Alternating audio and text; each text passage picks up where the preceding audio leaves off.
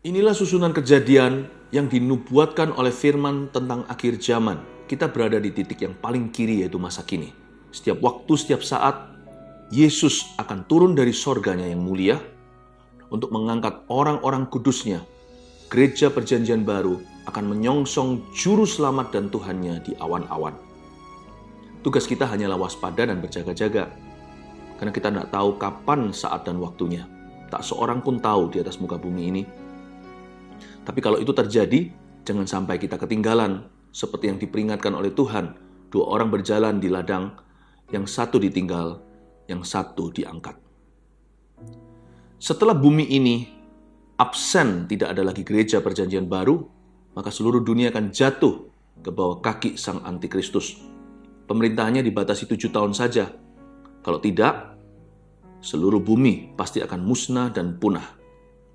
Dan selama dunia berada di dalam pemerintahan Sang Antikristus dan Nabi palsunya, Allah akan terus-menerus menghukum penduduk bumi ini karena hatinya jahat. Penghukuman Allah terdiri dari 7 meterai, 7 sangkakala, dan 7 cawan murka Allah. Di antaranya ada malapetaka, musibah, alam semesta, penyakit, perang, dan sebagainya. Tidak ada damai sejahtera di bumi. Lalu di penghujung tahun terakhir pemerintahan Sang Antikristus, Tuhan Yesus bersiap-siap untuk turun ke bumi, ke dunia bersama dengan orang-orang kudusnya. Itulah kedatangan Tuhan Yesus yang kedua kalinya. Dan kali ini kedatangan Tuhan akan diketahui oleh seluruh dunia, seperti tidak sepasang mata pun yang akan kelewatan untuk melihat kedatangannya yang mulia. Dan Tuhan Yesus kali ini akan menginjakkan kaki di dunia. Langsung disambut perang oleh Antikristus dan seluruh kroni-kroninya. Perang itu namanya Harmagedon, dan di dalam peperangan ini Sang Antikristus dan Nabi palsu akan ditangkap hidup-hidup, dilempar ke dalam lautan api. Lalu bumi akan masuk ke dalam masa damai karena Antikristus dan kerajaannya sudah diruntuhkan oleh Yesus. Tuhan Yesus beserta dengan orang-orang kudusnya akan mendirikan kerajaan 1000 tahun, milenium damai sejahtera, dan saat itu iblis ditangkap, dirantai, dan dicampakkan ke dalam jurang maut selama 1000 tahun lamanya, dan malaikat akan memegang anak kunci ke sana, sehingga pintu itu tidak bisa dibuka selama masa yang ditentukan.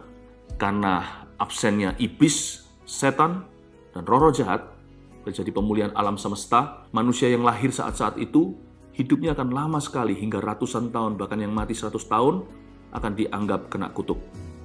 Bahkan anak kecil akan bermain dengan ular tedung dan singa.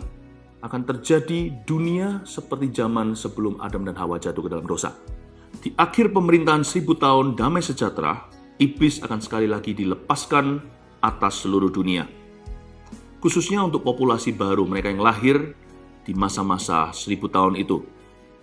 Mereka yang belum teruji hatinya karena diselamatkan itu tidak bisa ikut-ikutan. Maka setan dilepaskan untuk sekali lagi memastikan bahwa orang membuat pilihan sengaja untuk mengikut Kristus. Dan barang siapa mengikut Tuhan, seperti kita hari ini diberi kuasa untuk menentang godaan. Tapi banyak manusia yang jatuh. Ketika iblis dilepaskan, dia mengerahkan begitu banyak populasi bumi. Terjadi perang yang terakhir. Inilah the final war, perang Gog dan Magog. Dan Tuhan sekali lagi membinasakan, menghancurkan semua orang-orang berdosa yang menentang firman-Nya. Lalu setelah itu, seluruh dunia akan ada skenario baru. Penghakiman terakhir didirikan pengadilan tahta putih di depan setiap orang yang mati maupun yang hidup. Semua akan dibangkitkan. Dan pada saat itu akan ada perbedaan dan pemisahan antara kambing dan domba. Satu sisi Tuhan akan berkata, "Enyah, kamu pembuat kejahatan."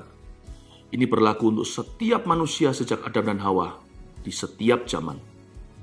Setiap orang akan diadili, dihakimi menurut perbuatannya di dalam kehidupannya.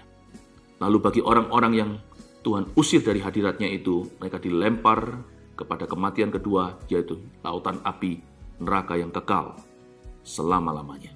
Dan kabar baiknya, setiap jiwa yang diselamatkan oleh Tuhan sejak penciptaan, yaitu setiap manusia yang meresponi panggilannya sejak perjanjian lama hingga perjanjian baru, mereka akan mendengar Tuhan di tahtanya berkata, "Baik sekali perbuatanmu, masuklah dalam sukacita Bapa-Ku."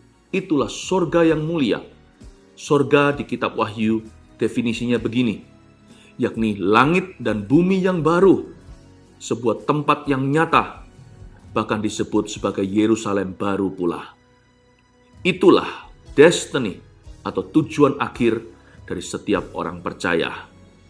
Panggilan sorgawi menanti kita semua. Mari kita semuanya tetap setia kepada Yesus sampai pada akhirnya.